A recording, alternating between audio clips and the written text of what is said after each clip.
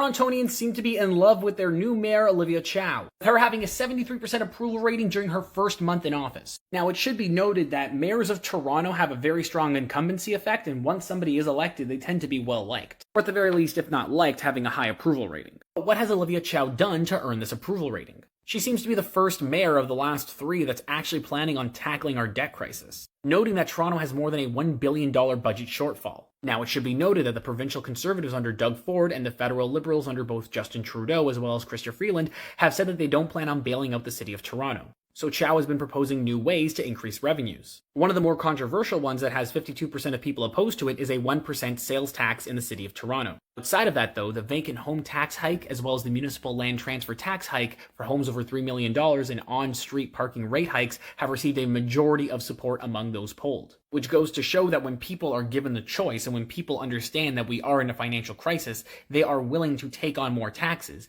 It just matters as to where those taxes are levied. For example, the 1% sales tax is a regressive tax, which means that it's evenly distributed across the entire population. The problem with that being is that people on the lower end of the income scale end up paying more proportionally of their income to that tax. A 1% tax for somebody making $30,000 a year is significantly more than for somebody making $300,000 a year. Because if you're making $300,000 a year, you can obviously afford the tax, which is why people are so in support of the transfer tax on homes that are worth over $3 million.